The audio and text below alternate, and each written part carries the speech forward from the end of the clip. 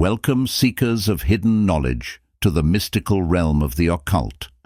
Delve into the secrets of the universe as we journey together into the enigmatic world of ancient wisdom. Brought to you by your guide through the shadows of enlightenment, Wisdom Rocker.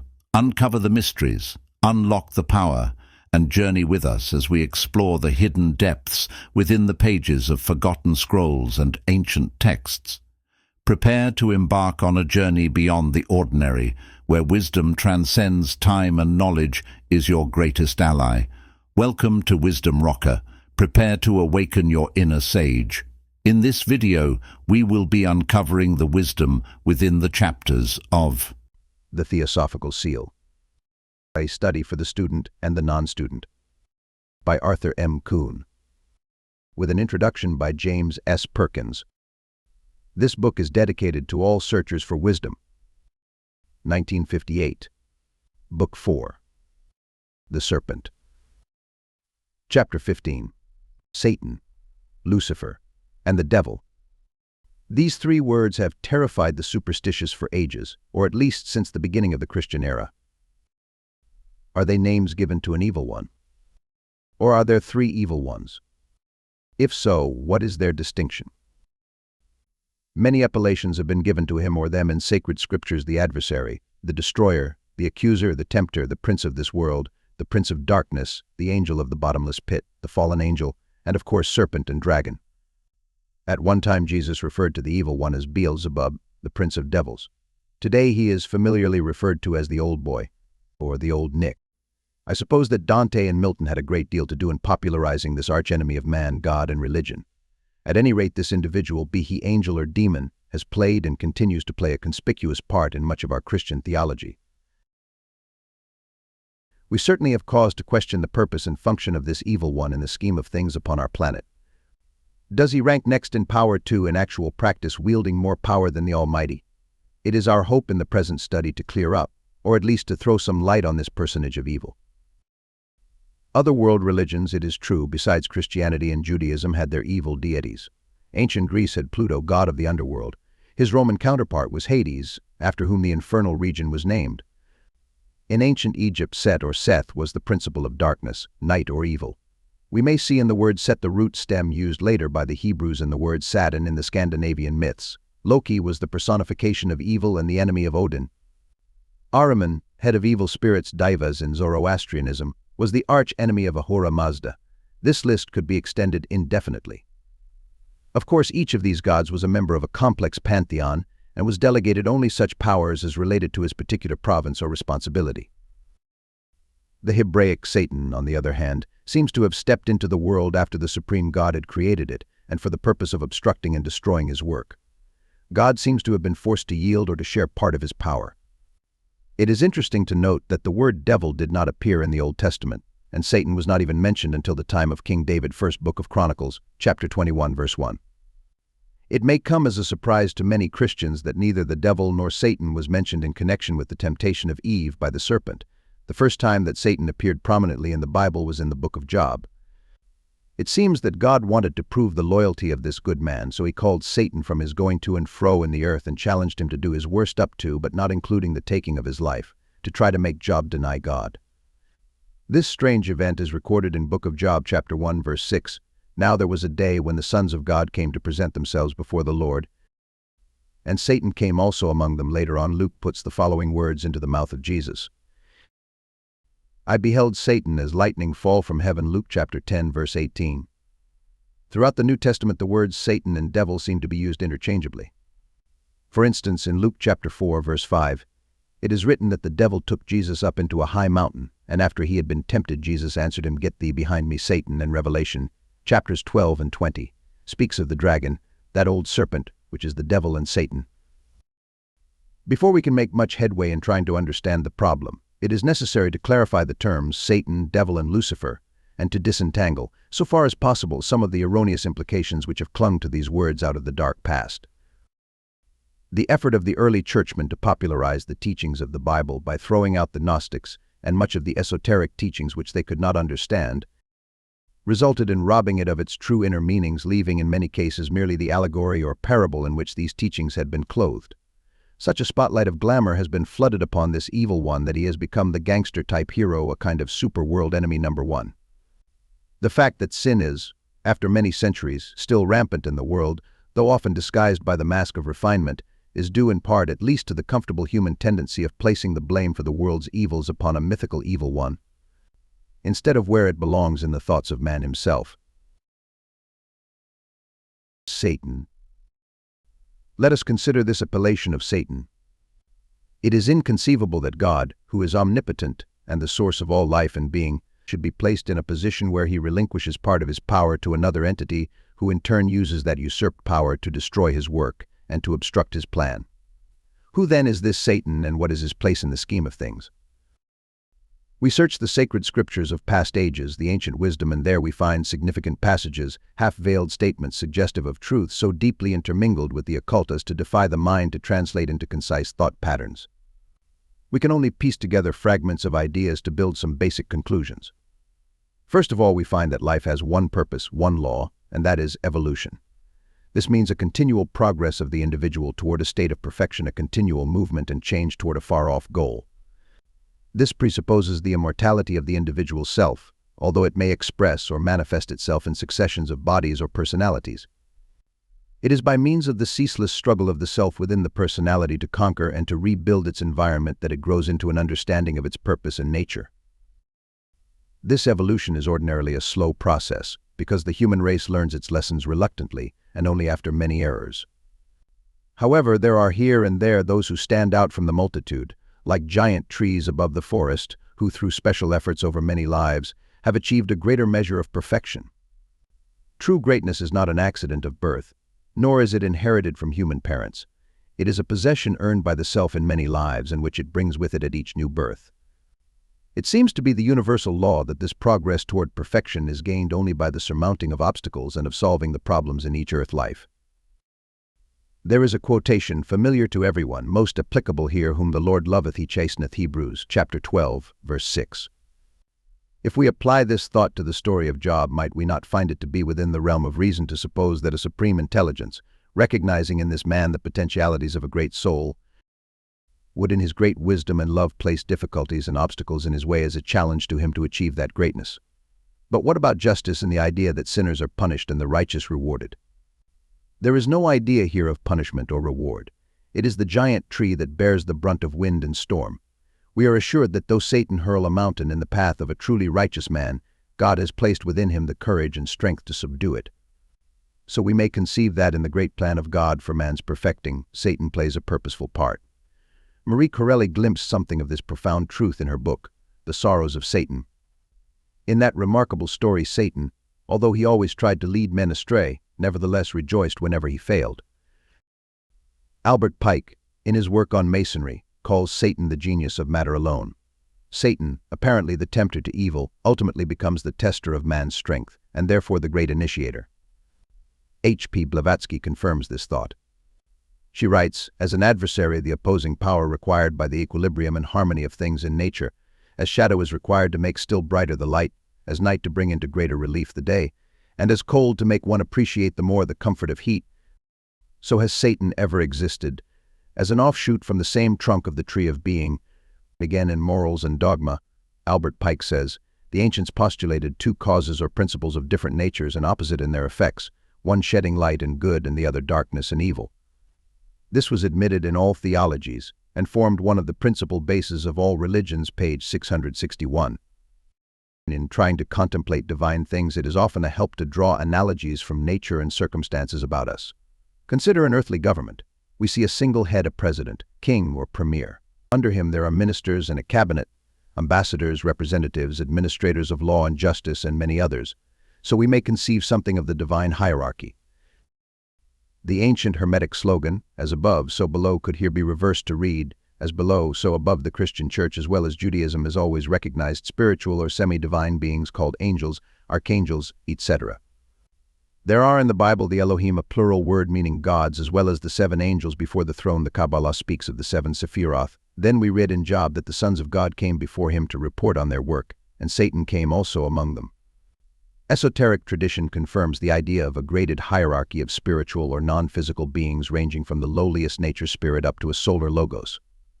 These creatures, high and low, acting under the law of the one absolute God as his agents, carry out the supreme will in its multiform activities throughout his universe. This ancient teaching, known heretofore only to initiates of the mystery schools, has in our day been given to the world under the name of Theosophy. From the ancient records we may deduce the following: Satan is a name, or rather a title, given to one of these agents in the early dawn of human evolution. It became his unpleasant duty to leave his high estate and to descend to earth in order to bring to infant humanity the light of reason. To do this, it became necessary for him to assume the role of adversary, putting before man difficulties, problems and temptations with which he must wrestle in order to gain strength and wisdom in overcoming them. This is the fall spoken of in many of the world's scriptures. Quoting from the ancient Puranas, H.P. Blavatsky writes, "The gods who had fallen into generation whose mission it was to complete divine man are later on represented as demons, evil spirits and fiends at war with God." The phrase "fallen into generation" used in these ancient scriptures would imply a coming down into incarnation in order to bring to the infant race, or to awaken in it, the mind principle, the principle of reason and discrimination. Recall that Satan, in the guise of the serpent, said to Adam and Eve, "Ye shall be as gods, knowing good and evil." The idea of one of the sons of God bringing down the light or fire from heaven is a very ancient tradition. The Greeks gave this son of Zeus the name Prometheus, literally forethinker. H.P. Blavatsky again writes, "Hence the allegory of Prometheus, who steals the divine fire so as to allow men to proceed consciously on the path of spiritual evolution, thus transforming the most perfect of animals on earth into a potential god. Hence also the curse pronounced by Zeus against Prometheus and by Jehovah Jove, his rebellious son, against Satan. Curse being that this angel of light be chained to the rock of materiality, buried in human or mortal form, and sacrifice punishment for his action." Dr. F. Homer Curtis, in his book The Message of Aquaria, elaborates this theme. Satan or Saturn is referred to in Job as one of the sons of God archangels who, because of his office, becomes the tester, the adversary, the accuser, and the initiator. Identifying Satan with Saturn, he writes, "Someday man will learn that Saturn is one of the sons of God, one of the dragon serpents of wisdom, and that only through his testings and provings can the light of mind become the light of wisdom." There are many instances also in the secret doctrine where Satan and Saturn are identified as one and the same being. The ancient Hindu scriptures say that the universe is composed of three realities, or rather three aspects or expressions of one reality: Sat, Chit, and Ananda. Ananda is interpreted as bliss, the supreme self or life; Chit as universal consciousness, while Sat is the world of manifestation. It can hardly be a coincidence, therefore, that the root syllable in both Sat, An, and Saturn is the ancient root word representing the world of things or the matter side of being. We will recall, too, that the Egyptian Set or Seth was the god of the underworld, that is, of the dense physical world.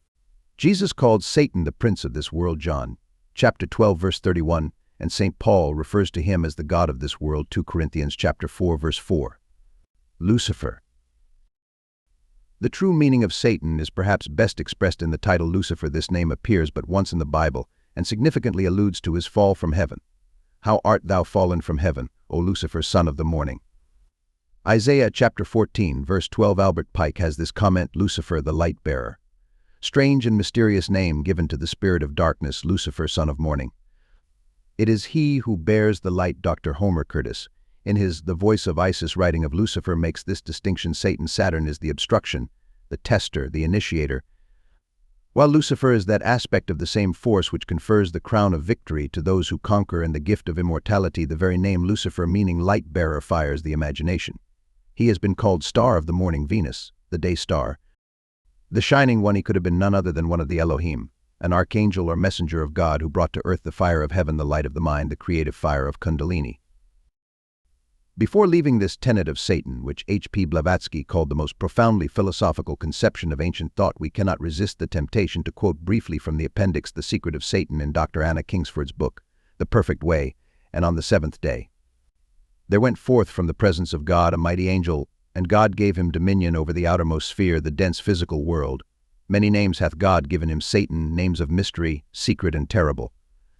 The adversary, because matter opposeth spirit. For Satan is the magistrate of the justice of God. Upon him Satan only is the shame of generation. He hath entered into bondage to matter. The glory of Satan is the shadow of the Lord God in the manifested world." This reminds us of a most significant phrase often quoted in occult works, Deus est demon in verses. In the great spiritual drama in which Jesus played the principal part, as well as in the drama of Job and other Old Testament heroes, it was Satan who played the role of the great tester or initiator, and the command, "Get thee behind me, Satan," are passwords of victory. Needless to add that these words are as potent today as then. The devil. The devil is perhaps the most popular appellation for his satanic majesty, and to all intents and purposes these two are one and the same being. As we have said, the expression "the devil" did not appear in the Old Testament, while it is also true that in the New Testament the terms seem to be synonymous and used interchangeably. However, in spite of this seeming identity, there may be found evidence and reason to persuade us that there is a basic difference. Our preceding study on the problem of evil gives us a clue. Throughout the entire universe, as in all nature, there is found a duality or pairs of opposing laws and forces equalizing and balancing each other. In the moral sphere, these opposing forces are recognized as good and evil. One is the urge or force which leads towards spirit, progress and evolution. The other is the force which pulls toward matter, which retards and obstructs evolution. Not only, as we said some time back, were the forces of destruction and evil deified by the early primitives, but throughout the Christian era and down to our own day, have those primitive, driving and destructive emotional forces such as fear, terror, superstition, hatred, lust, greed, etc., may have been attributed to some evil genius. Acts of violence and outrage have easily been blamed upon the devil. We need not go too far back in history to find evidences of this terrible superstition in which men's minds and emotions have been whipped to a frenzy in the belief that an evil spirit or demon has cast a spell upon, or obsessed, an innocent victim. The Christian Church has not been free of this guilt. It has not only given evil a name, but a crown and scepter of majesty. Indeed, evil has been deified to the extent that evil has become de-evil, the super-demon, or genius of all that is bad in the world. It is only in recent times that we have recognized the cumulative power of human thought. Psychologists acknowledge mass emotionalism as a powerful agent for good or evil. The passion of a mob has swept men to commit such crimes as would be abhorrent and unthinkable to him as an individual. Conversely, he has risen to heights of courage and self-sacrifice on waves of mass hysteria and religious emotionalism. Added to this recognized law of mob psychology, there is another most significant phenomenon of the mental world, known for ages to occultists and students of the ancient wisdom, but only recently acknowledged by a few experimental psychologists, that is, that every thought produces a definite effect in the mental atmosphere of the world. This effect expresses itself in two ways. One is a direct force which goes to its objective like an arrow bringing good or evil. The other is the creation of a form or shape made of the subtler matter of the mental world. This thought form persists to be discharged into the mind of a congruous recipient, or is destroyed by the thought form of a definitely opposite nature. Without going into the dynamics of this mental phenomenon, we might say that every cruel, vicious and hateful thought and emotion which originates in the mind of man goes out into the mental atmosphere to create a cloud of potential evil. As like attracts like, these thought forms accumulating for incalculable ages over the entire world have generated vast concentrations of evil influence. It is a possibility, therefore, that the congenital and the moron, as well as many normally good individuals, have but to open their thoughts to dwell upon the pleasurable aspect of some evil act, or the desire to experience it, much as one would tune into a radio set, and an overpowering flood of evil tendencies would pour into the victim's mind, sweeping him on to uncontrollable actions. Since man has created this Frankenstein monster of evil, he needs must give it a name, hence the devil has become the generic term for all that is evil in the world. We must hasten to add, however, that we have shown only one side of the picture. True and noble thoughts are equally as powerful in creating in the mental world a reservoir of good which serves as a bulwark against the encroaching evil. Surely the light of understanding and the practice of universal brotherhood will one day dissipate this cloud of evil, and with it its fraudulent impersonator, the devil. Powers of darkness. Before closing this chapter, it seems necessary to consider for a moment another phase of this subject of Satan and the devil. We find the above expression powers of darkness frequently used, particularly in occult and metaphysical writings, to refer to the powers of evil which retard evolution, and somewhat vaguely to any personages connected therewith. The expression has this advantage, that it embraces a more universal idea of evil and avoids any suggestion of an anthropomorphic evil one. And two, the terms Satan and devil carry a load of religious superstitions. The very utterance of these names brings the odor of brimstone, or at least sulfur. The term powers of darkness, or the dark forces. seems to lift the idea of evil and its causation out of the realm of old-world superstitions and of the supernatural onto a level where it can be considered rationally and philosophically. Indeed, in the light of a more mature understanding, the powers of darkness should not be considered to be either evil or bad. Whether we think of these forces as representing certain beings under a great hierarchy, or in a more psychological aspect as being a kind of vast reservoir made up of man's evil thoughts, as was considered under the subheading the devil, they certainly have to do with humanity's evolution. When we think of the two sides of nature, we must also accept the view that they are both divine, for both grow out of the one true existence. As we suggested, evolution resembles a circle, and as it reaches its nadir or midmost downward point it reverses its direction, climbing upward. Those forces which express the divine will on the downward arc are opposed to it on the upward, even as those which were seemingly opposed to it on the downward arc are working with it on the upward. What we call the dark powers are they who worked with the law of evolution on its downward arc, but work against its upward climb. The forces which are now constructive, or on the side of spirit or life, are called white, while the forces which obstruct and disintegrate are classed as dark. It is the universal law of evolution that progress is made only by opposing and overcoming obstacles.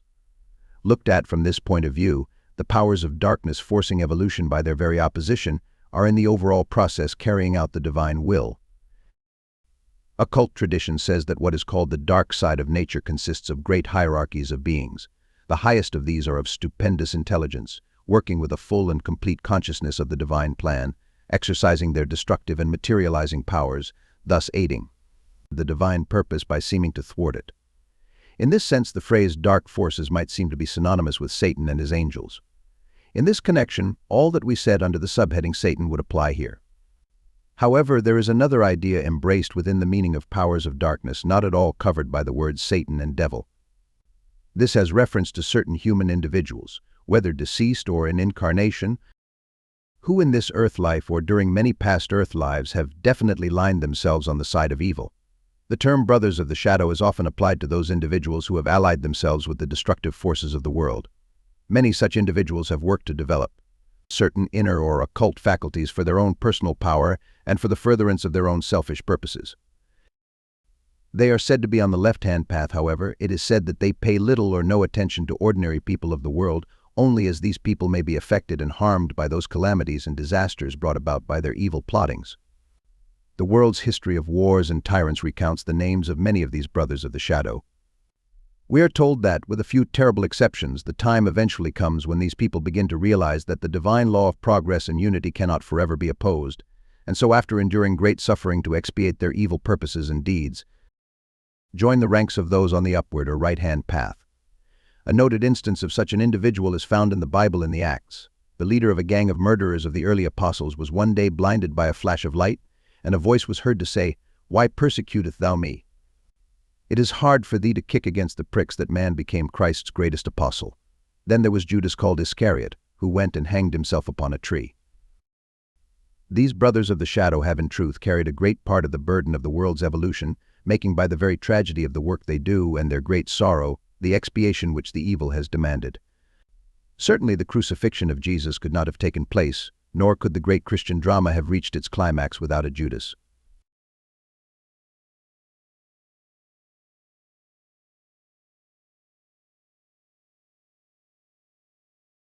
Thanks for watching the Wisdom Rocker. Don't forget to like, comment, and share.